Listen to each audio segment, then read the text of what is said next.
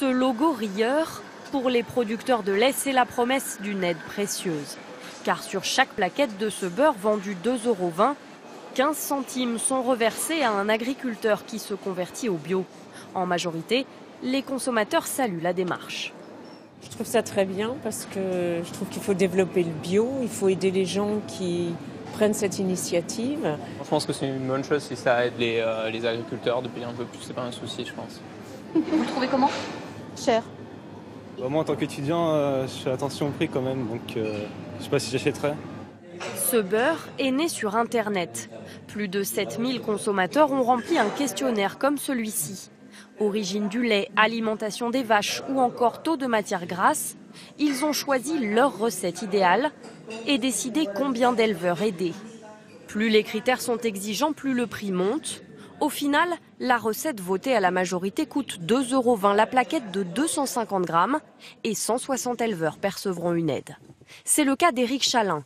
Il produit son lait de manière biologique depuis 6 mois.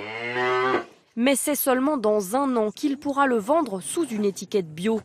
Car il faut laisser le temps à sa terre et ses animaux d'éliminer toute trace de produits chimiques. C'est la période la plus dure avant d'être bio, puisqu'en fait, on se met des contraintes sans avoir la rémunération bio. On est fragile un peu. Lui devrait toucher entre 6 000 et 9 000 € d'aide sur 1 an, selon les ventes du beurre. Une somme qui compense les coûts supplémentaires liés au bio, par exemple la transformation de cette parcelle.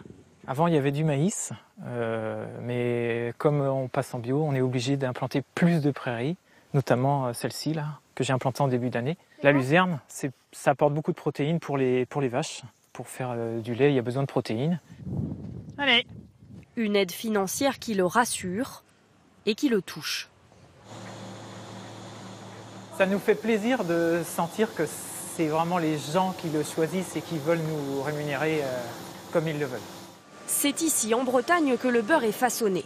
Malaxé dans de gigantesques batteurs, puis formé, tout est automatisé. Le beurre arrive de la baratte via les tuyaux, directement sur la machine, donc le tuyau qu'on voit là.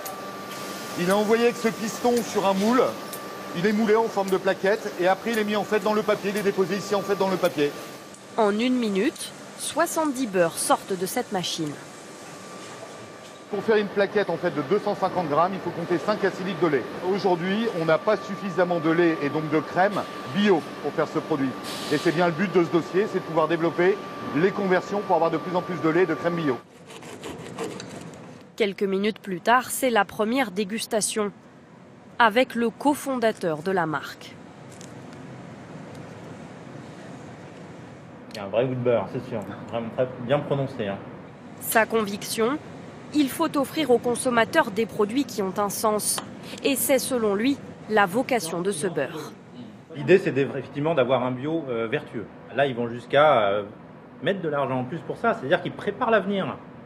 C'est ça qui est... Les gens, ils sont dans leur achat, ils ne sont pas juste dans l'instant. Ils sont aussi dans le futur. Ils se disent, on va construire un meilleur futur. D'autres produits seront bientôt soumis au vote des consommateurs. Une recette de yaourt et de fromage blanc notamment.